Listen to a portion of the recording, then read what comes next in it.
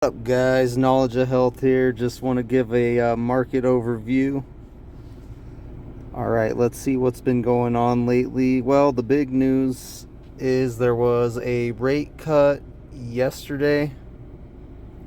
I want to go over this graph real quick. Basically what this is saying, when they slowly cut the rates, that's the blue line. Stocks seem to perform better. The fast cycle is the yellow line.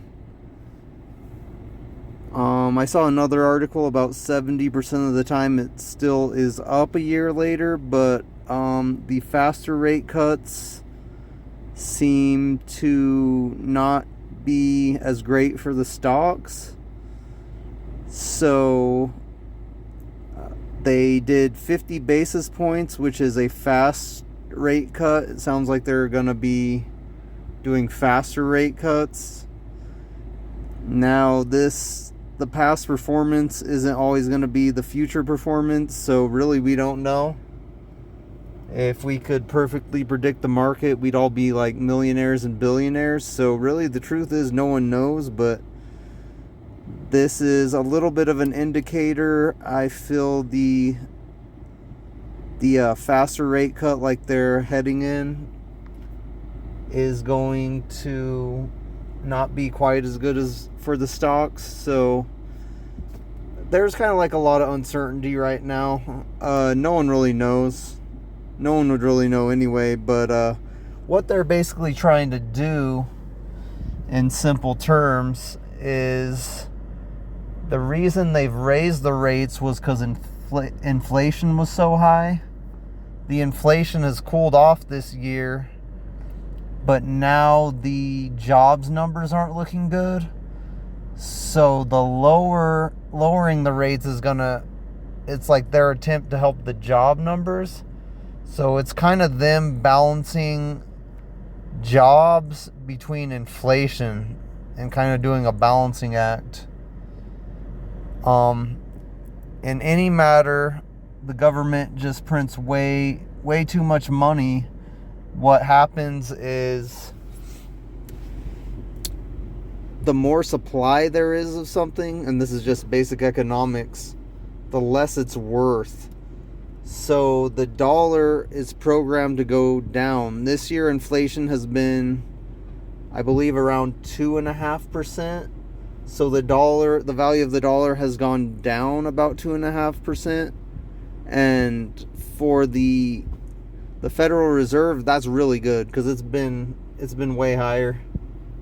In the past like 3 years, it's been like 8 or 9% every year, I believe. That means the value of the dollar is going down that amount. So keeping your money in fiat dollars, it's guaranteed to lose over time. Like, if inflation approaches like 2%, they do moves like cutting the rates to get the inflation higher. They want it around 2 or 3% basically. But if it goes lower than that, they're going to freak out and make sure it's going to be at least that, if not higher. So let's see what other news there has been. Yeah, I was looking into Waymo lately. They made a partnership with Uber. This just came out a few days ago. Waymo basically is the automatic driving cars. They already are operating full time in, San Francisco and Phoenix right now. They have logged over 7 million miles of rider-only driving. Their data shows an 85% reduction in injury-causing crash rates and a 57% reduction in police-reported crash rates. So the self-driving cars, they are already more safe than driving with human error. And so let's check this out. I believe it's next year they are going to, I think it's at 2025 is what they're saying. They are going to be in Austin and Atlanta. So they're expanding out and they're partnering with Uber.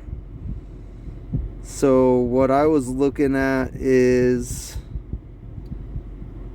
I tried to figure out how can I invest in Waymo. Google owns it. You can invest in Waymo, but it's kind of complicated because it's not actually on the stock exchange.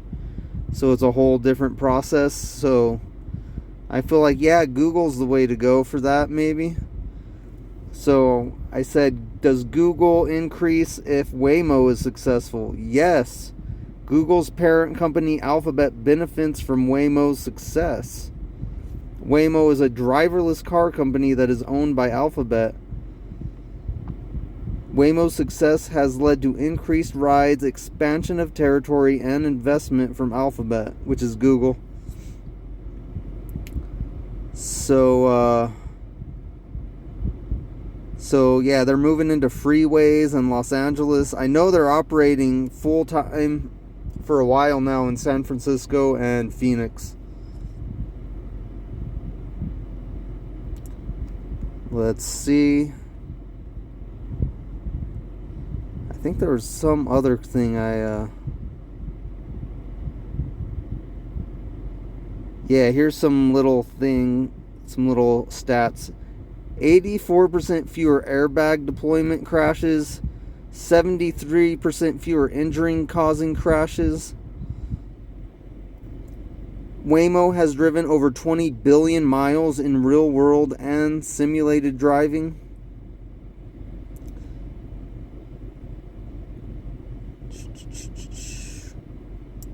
So yeah, you can see at the bottom it says San Francisco and Phoenix.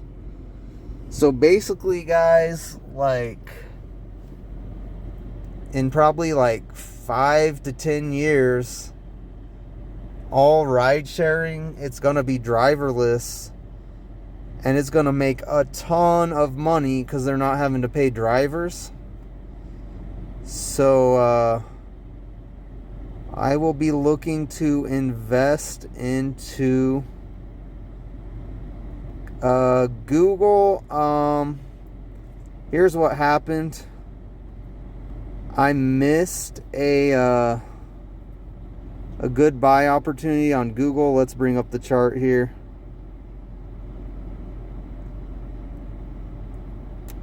I was just kicking myself because they had a big dip.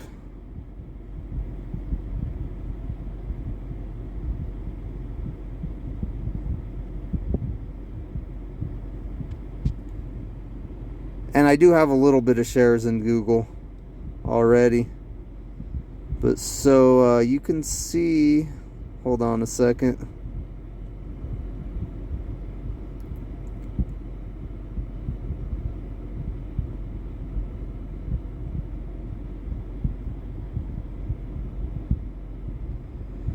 Yeah, you could see the RSI went extremely low here a couple times. And somehow I wasn't paying attention because it looks like just less than 2 weeks ago it was like a good buy point. So man, I'm a little bummed. I put like 20 bucks on it today though.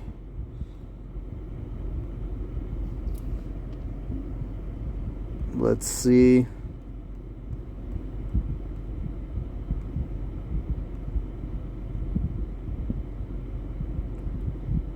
Yeah, 20 bucks today. Let's see what else I did. I did 50 on NVDA because it looked like a good buy zone. Let's see if I got the chart for NVIDIA.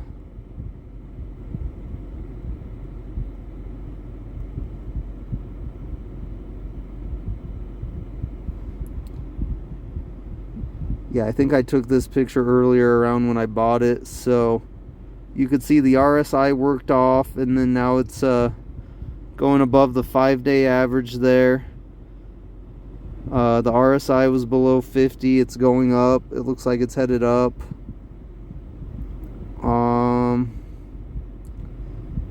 Yeah, I think microchips are still going to be a major thing for a while to come. So, you know, I'll buy this in these little accumulation zones here. Let's see what else I bought lately. Yesterday I found was a good time to buy Apple. I added $112. Let's check out the Apple chart.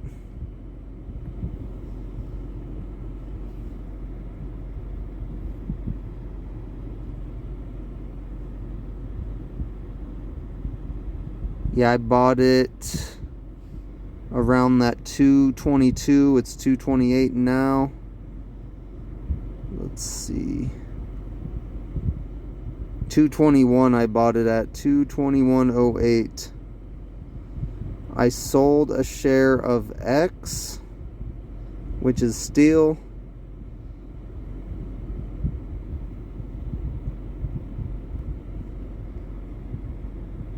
Let's check that out.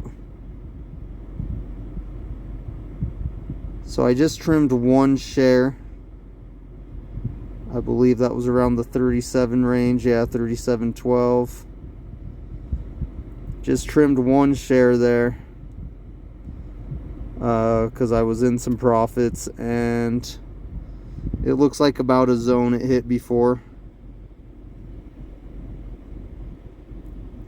So locked in a little bit of profits on that one. Let's see what else I did. Looks like yesterday I bought ET and today I bought OBDC. Let's check out ET.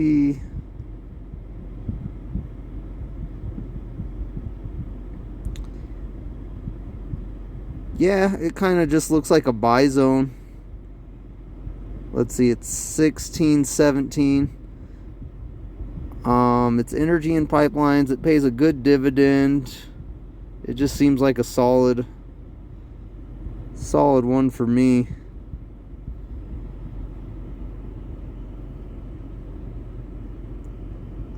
Let's see. I bought it at 16.05.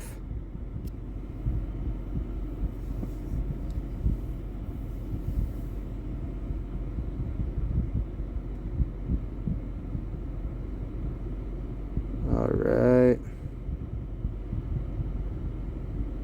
Let's check. Oh yeah, the other one I bought was OBDC this morning. This one pays a 10% dividend.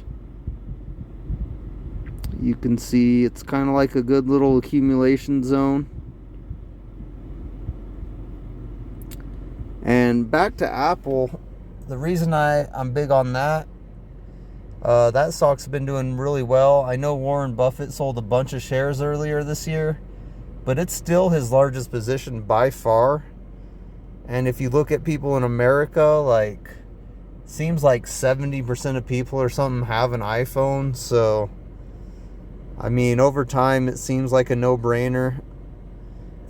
It might be a slow growth by this point. I don't know that it's just going to explode like it used to anymore, but it still seems like a very solid investment. So $14.93. I bought it yesterday at $14.90. The OBDC again pays a 10% dividend.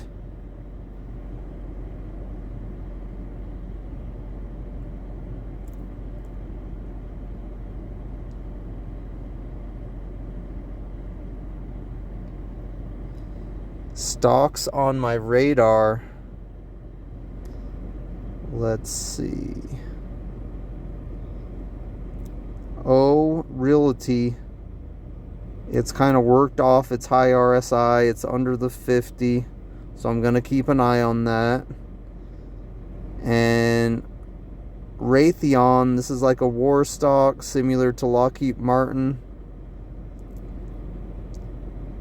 It has kind of worked off the RSI as well. RSI is below 50. So just one I'm keeping an eye on. We'll see. Man, I don't have any money because I spend it instantly on stocks. So yeah. Oh well. It's the way it goes.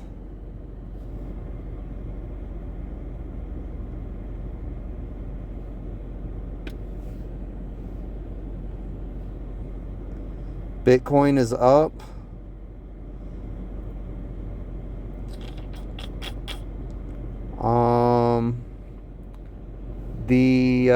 Let's see. At the beginning of this year, I've just put 20% of everything I invest right into Bitcoin.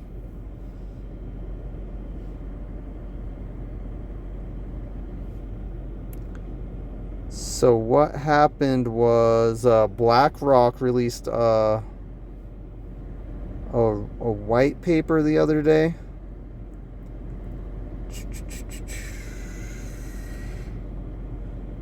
Basically saying that because of some of the political and economic uncertainty, that they feel that Bitcoin is a hedge, here it says right here, against monetary and geopolitical risk.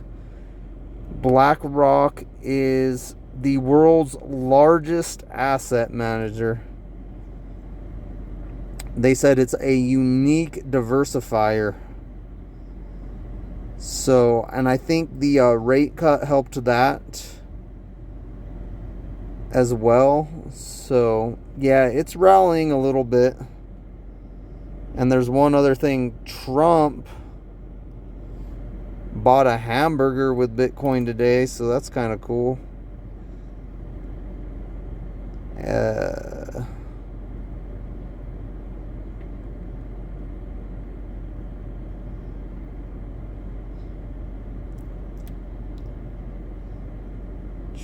Trump becomes first president to pay in Bitcoin. Okay, this Cointelegraph is the one I saw this morning. Let's see. So, yeah, basically he just bought a hamburger with Bitcoin. Like, I mean, that's it. But the first president in history, so that's kind of cool. Okay, this is saying he holds at least 1 million in crypto. So I feel if Trump gets in, he said he is going to have a Bitcoin reserve. So I think the news of just him getting elected will rally Bitcoin. We'll see, who knows. And Kamala, like, I don't know what's, if she's pro crypto or Bitcoin or whatnot. I don't feel like the economy does as well with her. I mean, she's been in power the last 4 years and it didn't do quite as good as when Trump was in. So and either way, we're spending too much money, and if the dollar weakens, other countries might start emerging, and I still feel like like China and certain countries are eyeing Bitcoin. So either way, it might take a little longer, but I think it goes up. Here's the reason why. It's a limited resource.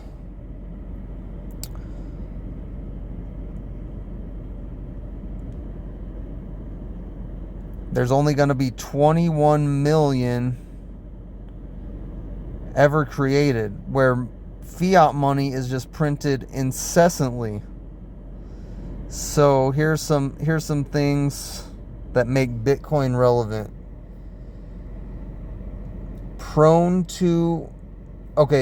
Fiat money, number one, is prone to inflation and debasement. It's not a fixed supply. On the other hand, we have Bitcoin fixed maximum supply of 21 million units, with a supply growth declining every 4 years. Fiat money is difficult to transact across borders. Bitcoin is a near instantaneous global transfer of value. Yeah, when you transfer money like overseas and stuff through like a traditional bank, it's going to take time. There's going to be huge fees. The bank's going to want to know what you're spending on. They're going to want to tax you on it. So it's a whole different ball game, and it's way slower. All right. And yeah, I think the people need to band together, like the peons, and start using this, because you got to realize fiat currency is a scam. It's not backed by anything. Complete scam. That's my opinion. But I mean, the Federal Reserve just prints it. Inflation is like a hidden tax on top of all the taxes they give us or whatnot. So yeah, I think we need to band together and use more of a freedom producing money. Personally, I mean, I know it's it could be controversial, but number 3, historic fiat currency. The access is limited to one's particular country and is controlled by a central authority. Bitcoin, on the other hand, is the first truly open access global monetary system. So yeah, we'll see. I mean, I'm up so far in it. It can be a roller coaster. But think of this. Only 1% of the world's population uses Bitcoin so far. If just 5 to 10% start using it, I could easily see it getting to 1 million per coin.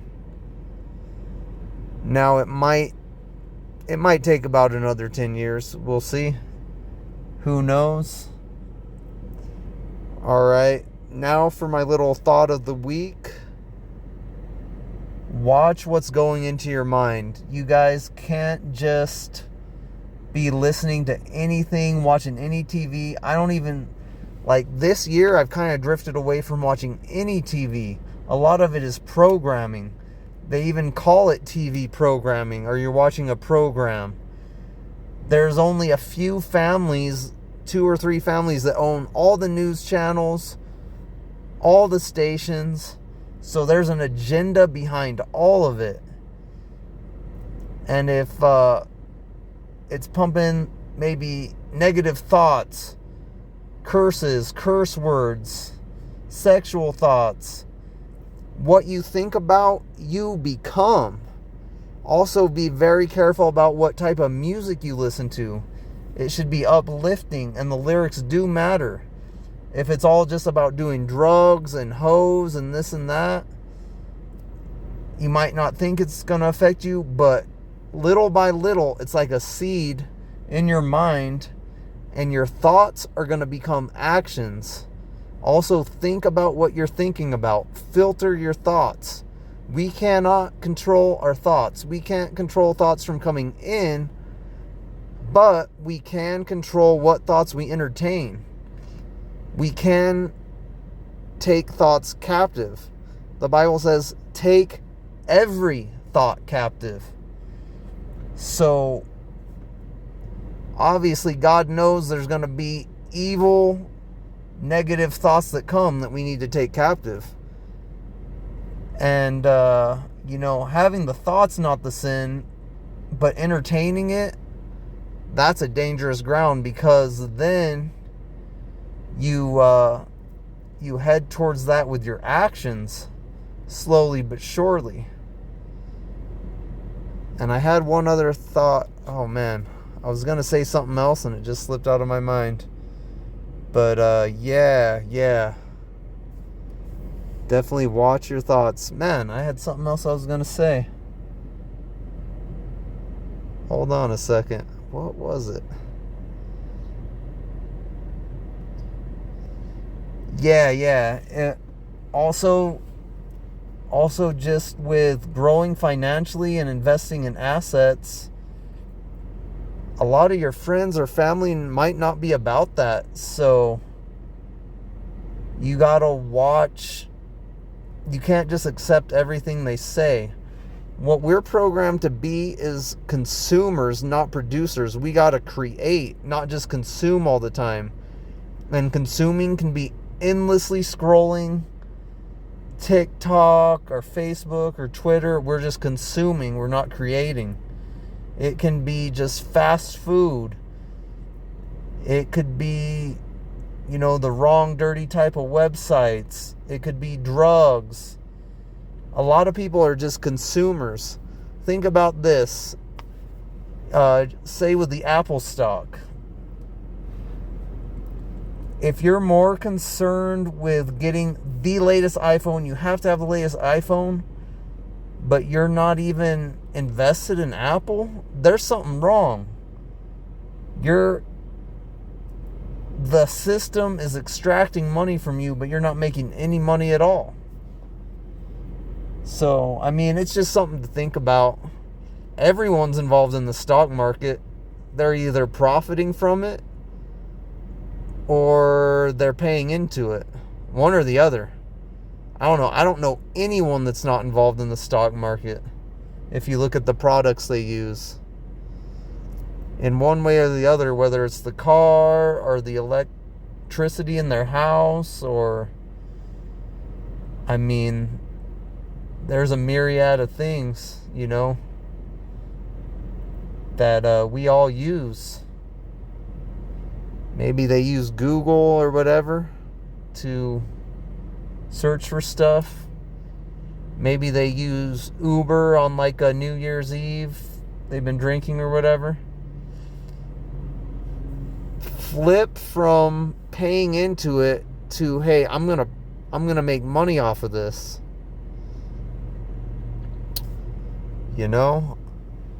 Anyway, that's my thoughts. And also, create. Give back to the world. Provide services for people. Make life easier for people.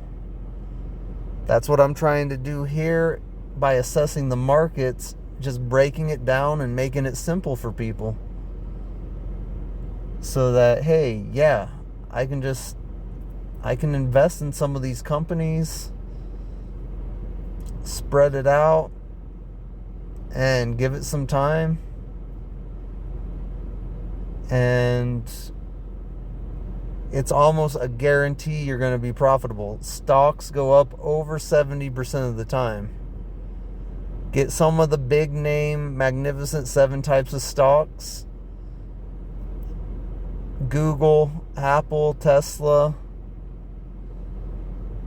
Get a little exposure to like an ETF, VOO. That way you have just a wide base of a lot of things, and then start researching individual companies. Start learning how to read the charts.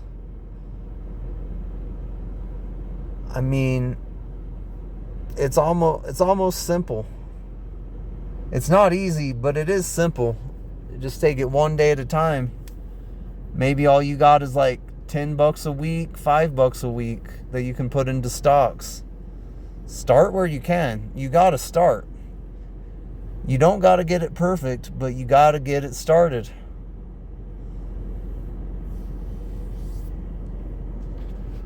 So hopefully this encourages you. Just keep getting 1% better every day. All right, guys. That's about it. that is about it. All right, guys. Peace out.